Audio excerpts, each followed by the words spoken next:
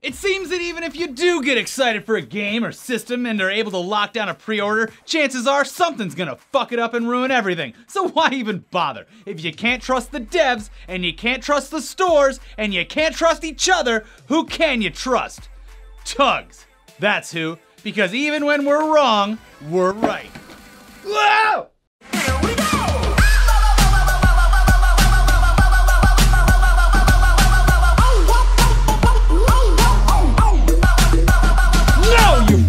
Cuck. Peggy 18.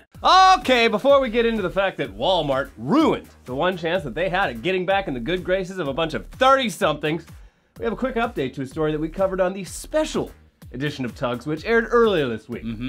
The Pokemon Go Fest fiasco still has some drama left in it because the whole thing has turned into a giant blame game between the developer of the app and the telecoms. Would you say it's a bunch of he said, she said bullshit? Yeah, and ain't no one gonna quit talking that shit. In a statement released earlier this week, Niantic CEO John, Mr. Hanky Hanky, started pointing fingers and saying the following. Technical issues with our game software caused client crashes and interfered with gameplay for some users. The gameplay issue was resolved with a server configuration change, and the crashes were also addressed for many, but not all users. A more protracted problem was caused by oversaturation of the mobile data networks of some network providers. This caused many attendees to be unable to access Pokemon Go or other internet services. Network congestion also led to a login issue which affected some users able to access the internet.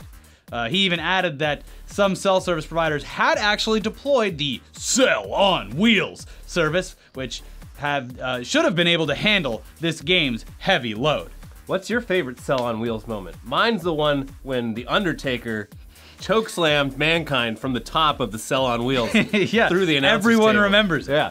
Yeah. Okay, but then of course the telecoms, they shot their own release back in the face of Mr. Hanky and Niantic, with Verizon saying via a spokesperson to Business Insider, quote, this was not a Verizon issue, and that, quote, company engineers reported that even when attendees were experiencing issues accessing the game itself, other applications like YouTube worked just fine, which indicated the issues were outside of Verizon's control, like an issue with the game server itself.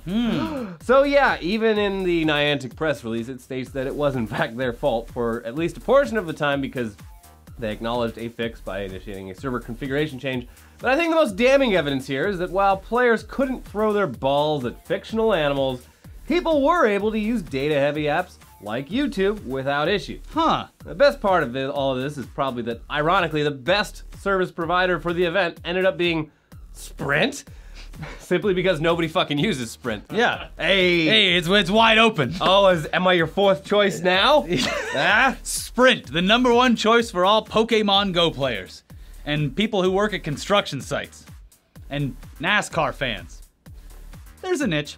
Speaking of things that nobody uses unless they absolutely have to because they can't afford other options, or it's the only thing in their small town because it literally destroyed all of the locally owned businesses, Walmart became the odd center of praise from a typically cynical bunch of people this past weekend, elderly gamers, aka gamers older than 25 or so.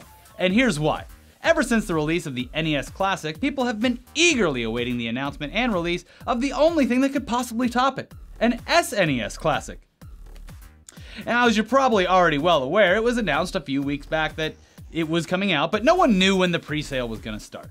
We almost never recommend pre-ordering anything technology related because it's either going to suck or you'll just be able to get it much cheaper by waiting a few days. Do noi buy. Do noi buy. But not with the SNES Classic. The original NES one, it flew off shelves. It became an extremely limited edition item, not only because Nintendo couldn't produce them fast enough, but also just because at one point they said, actually, nah, we're not gonna make it anymore. Take that, dickheads, go buy a Raspberry Pi instead. We hate money. Get it away from me. Oh, money, no. Money has cooties. Ooh. Obviously, this tactic created chaos for fans eager to make sure that they could get their hands on this new SNES version. So, when Walmart, of all places, put them up for pre-order a few days back and no one else had them, people slammed their site and attempted to lock down a system of their own. Oh, thank God for Walmart, savior of the gamer. I don't care that they're evil, I just want Star Fox 2. Well, guys, the honeymoon phase was pretty short-lived because just a few days after all these full-grown adults laid down their credit cards so that they could rest easy knowing that that SNES Classic would be waiting for them in late September, they got the sad, sad news that rocked their fucking world. The SNES orders were canceled. No! Because, believe it or not, Walmart fucked up. Whoops. Emails went out this week which said the following. Unfortunately, due to a technical glitch, the Super Nintendo Classic Edition was mistakenly made available last Friday evening ahead of the official release date. We regrettably will have to cancel this item in your order. We know that this is incredibly disappointing to you, and we are so truly sorry for our mistake. Sorry, guys. Now, what are you gonna do? Drive 20 miles to another store? Yeah, this you is fucking nerd. Walmart. All the GameStops are closed. Fuck you. You let us into your town, and we're not going anywhere. Yeah, and by the way, we're sending out our employees to steal every SNES Classic off your doorstep if you order from Amazon.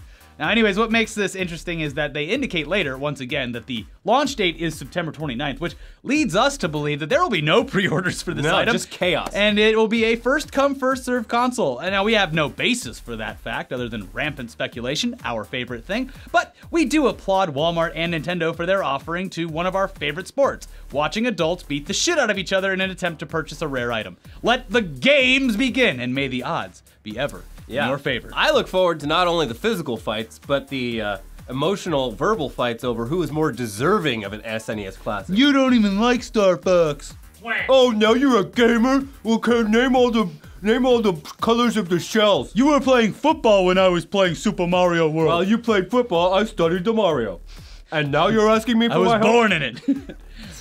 Speaking of Walmart, though, they treat their employees like shit. Yeah. And, okay, yeah, we know that you're already screaming at your screen because you think you're better than the thousands of people who rely on service jobs to feed their families. So we're sure it's really going to hurt your feelings to know that Blizzard is actually looking out for pro Overwatch players and has set a base yearly salary for them with health benefits. Woo!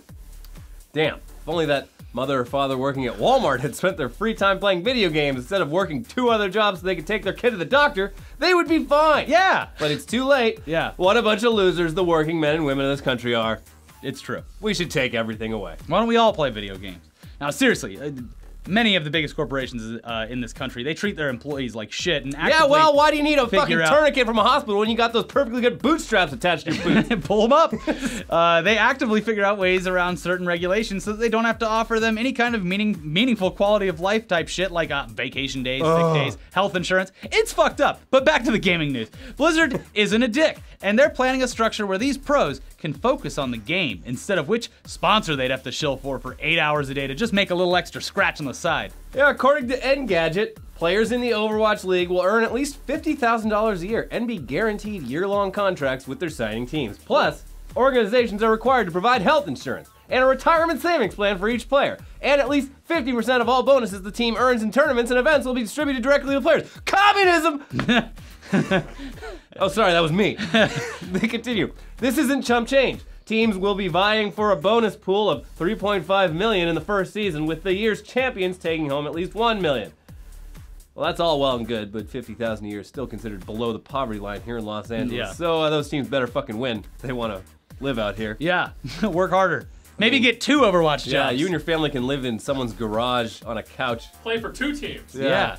Still though, fuck Walmart, and if you think that, you know, they can't have some kind of moral backbone and that every other company does shit like this, well, look at Costco. They treat people nice. Yeah, full-time jobs, health benefits. I can't... Overwatch is like, you know what? Fuck it. Give them a retirement savings plan, too. Yeah, I love that. Meanwhile, is that a 401k? Yeah, meanwhile... Yeah, fucking great. Walmart's like, hey...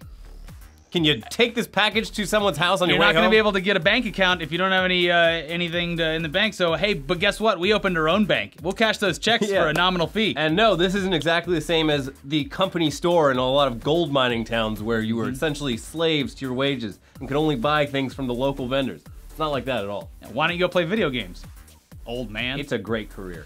Anyways, it's fine, though. We all know what people really want to spend their money on. Games! And it's not fully finished games with all the bugs, glitches, and kinks worked out.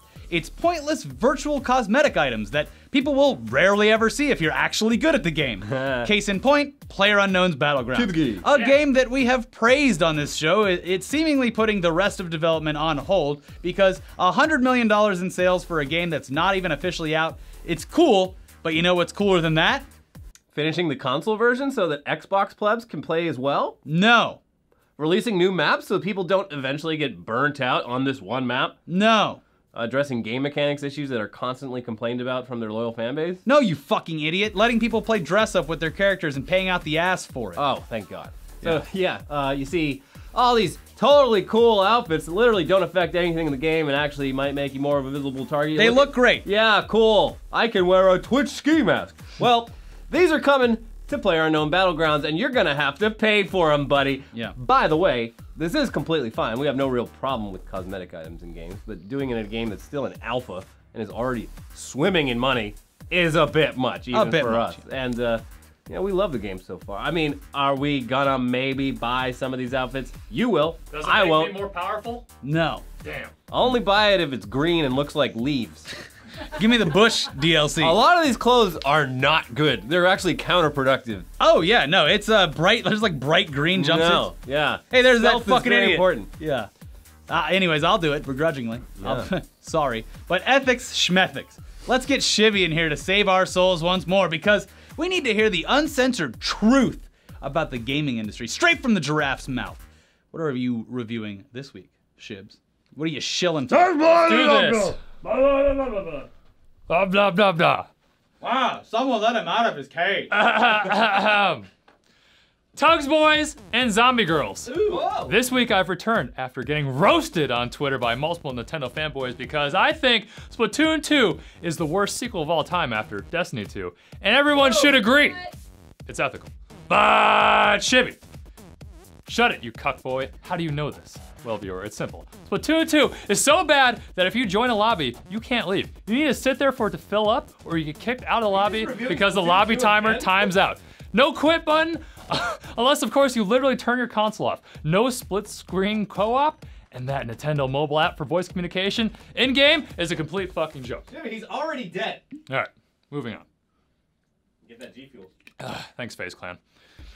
Instead of a $60 Nintendo-only title, this week I'm reviewing a $40 or more game which just entered early access, which will be free to play sometime in 2018 for most platforms. Do games even really come out anymore? No. It's just all early access? Basically, I paid money to be a beta tester and get some in-game goodies. Does that make sense?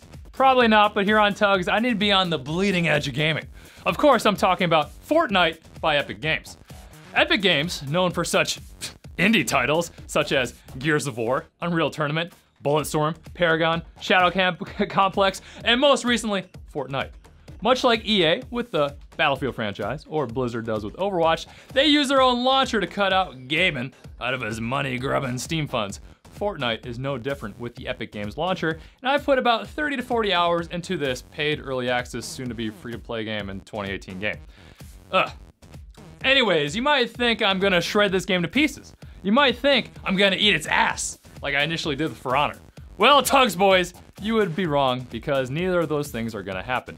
Admittedly, my initial review of For Honor was my biggest miss of the year, probably because I thought it would not be possible for Ubisoft to fuck up a new IP launch that badly, but they did. Rest in peace. You might be wondering, Shibs, what is this Fortnite you speak of, Shibby? King of the T.U.G.S boys?